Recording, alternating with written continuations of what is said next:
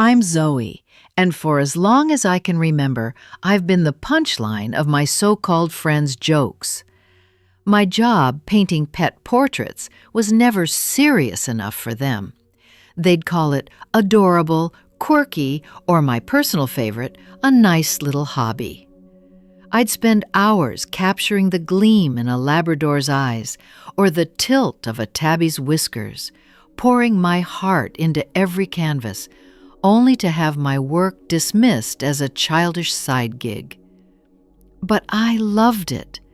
Every stroke of my brush, every tearful thank you from a client who said I'd immortalized their furry companion, made the late nights and aching wrists worth it. My tiny apartment stayed warm, my bills got paid, and I had purpose. Still, to Lyrian, Time, and Calyx, my old college crew, it was a running gag, and I was the fool who didn't get the joke. Lyrian was the ringleader, her sharp tongue slicing through any pride I dared to show. She'd strut into our group chats, all corporate swagger from her tech firm job, tossing around words like synergy and disruptor, while flashing her latest designer bag. "Zoe, still doodling doggies?" she'd text, always with a winking emoji that felt like a slap. "When are you getting a real career?" Time wasn't much kinder. He was the startup bro, always chasing the next big app idea, name-dropping venture capitalists like they were his cousins. "Zoe, you're like the Picasso of poodles," he'd quip, smirking over his craft beer at their fancy meetups. Even Calyx, who I thought had a softer side, would tilt his head and say, "It's sweet, Zoe, but don't you want more?" More, as if my life, my art, was a half-empty glass they pitied me for sipping. For years, I swallowed the hurt. I'd show up to their rooftop bars and trendy bistros, clutching my thrift store purse, listening to their tales of bonuses and promotions. They'd ask about my work just to laugh. Lyrian once choked on her wine when I mentioned a commission for a pet parrot. "A parrot? Oh, Zoe, you're killing me!" I'd force a smile, change the subject, and go home to my easel where I could breathe again. But each jab built a quiet fire in me. Not rage yet, just a smoldering need to prove them wrong. I wasn't chasing their version of success, but I'd be damned if I let them make me feel small forever. The shift started 4 years ago, almost by accident. I've been tinkering with digital art, blending my traditional painting skills with sleek modern tools. On a whim, I posted a time-lapse video of a portrait of a scruffy beagle named Max, his eyes so soulful they seemed to glow. I didn't expect much, maybe a few likes from my small following of pet owners. But overnight, the video exploded.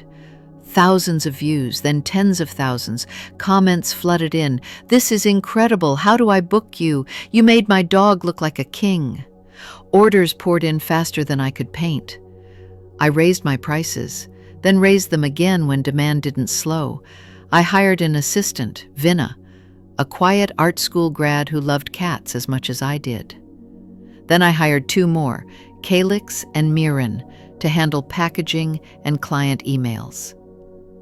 By last year, Zoe's Pet Portraits was a 6-person operation with a website, a print shop, and a partnership with a pet rescue charity. I was donating 10% of my profits to help strays find homes, and my waiting list stretched 6 months. I'd gone from scraping by to pulling in 6 figures, all while doing what I loved. I didn't tell Lyrian, Time, or Calyx. Why would I? They'd made it clear my work was a joke. So I let them keep their smug assumptions. I stopped going to their dinners, citing work they probably imagined was me doodling kittens in a basement. Truth was, I was too busy building an empire, one portrait at a time. My team moved into a proper studio, a sunlit loft with exposed brick and space for easels, printers, and a coffee machine that never stopped humming. Clients sent me photos from London, Tokyo, New York. People who saw their pets as family, not punchlines. Every commission felt like a small victory, a brick in the wall I was building between me and their mockery. Then the economy crashed. It was like a tidal wave hit the city. Tech firms folded, startups imploded, corporate jobs vanished. Lyrian's company, the one she'd bragged about for years, laid off half its staff, including her. Time's latest app venture tanked when his investors bailed, leaving him with nothing but a maxed-out credit card. Calix, who'd climbed the ranks at a marketing agency, got a pink slip when clients slashed budgets. Suddenly, my phone lit up with their names I hadn't seen in months. Lyrian called first, her voice thin and unfamiliar. "Zoe, hey, it's been a while. I'm kind of in a bind. I heard your art thing's doing okay. Any chance you're hiring?" I could hear the strain behind her words, the disbelief that she was asking me for help. Time texted next, trying to sound breezy. "Yo, Zoe, your pet stuff's still going, right? Got any openings? I'm great with social media, could totally help you out." Calix was the boldest, showing up at my studio unannounced, his usual pressed suit replaced by a wrinkled hoodie. "Zoe," he said, eyes red, "I need a job, anything, I'll do anything." I could have laughed in their faces. I could have recited every snide comment, every cute jab, every time they made me feel like my work was a childish whim. Part of me wanted to watch them squirm as I turned them away. But that's not who I am. Revenge doesn't have to be loud or cruel. It can be quiet, deliberate, a blade you wield with a steady hand. So I invited them to the studio, all three, for what I called a catch-up.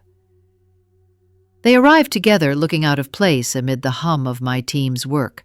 Vinna sketching a husky, Calix packing prints, Mirren answering a client call in her calm, professional tone.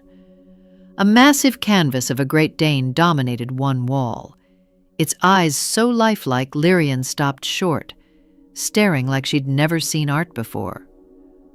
"Wow, Zoe," Calix said, his voice barely above a whisper. "This is big." "Thanks," I said, pouring coffee from the pot Mirren had brewed. "Business has been good." Lyrian shifted uncomfortably, her usual confidence replaced by a nervous fidget. "So, about that job thing?" she started, trailing off. I leaned back, sipping my coffee, letting the silence stretch just long enough to make them sweat. "Here's the deal," I said finally. "I'm hiring, but not for what you're probably thinking. This isn't a corporate ladder or a startup hustle. It's a craft. You'd start at the bottom, packaging prints, answering emails, cleaning brushes. Minimum wage, no benefits for 6 months, prove you're serious, and maybe you move up. But you have to respect the work. No half-assing, no eye-rolling. This is my life, and I don't let just anyone touch it." Their faces fell, like I'd yanked a rug out from under them. They'd expected me to hand them cushy roles, maybe out of pity or old friendship. Instead, I was offering them the chance to earn what they'd mocked for years, to get their hands dirty in the world they'd sneered at. Time opened his mouth, then closed it, his jaw tight. Lyrian's cheeks flushed. I nodded, not trusting myself to say more. His apology wasn't enough to erase the years of jabs, but it was a start. Calix began the next week, packing boxes with a focus I hadn't expected. He's still here, learning to sketch, showing a spark of talent I never knew he had. He's quiet now. No more pitying glances or sweet comments. He respects the work, and that's enough for me. Lyrian and Time never called back. Last I heard, Lyrian was freelancing as a consultant, with no clients, posting vague LinkedIn updates about pivoting. Times couch surfing, pitching another doomed startup to anyone who'll listen. I don't hate them, and I don't pity them. I just keep painting, building, and growing. Zoe's Pet Portraits is a six-figure business now, with clients from Paris to Sydney, a team that feels like family, and a mission that goes beyond profit. Every portrait I finish, every client who cries happy tears, every donation that saves a stray feels like a quiet middle finger to the years of their laughter. Revenge isn't always about gloating or cruelty. Sometimes it's the slow, steady climb to a place they can't touch, where their words can't reach. It's knowing you were right all along and letting that truth shine brighter than their mockery ever could. I'm Zoe, and my cute little job is my empire. Let them laugh now, they'll find no one's listening.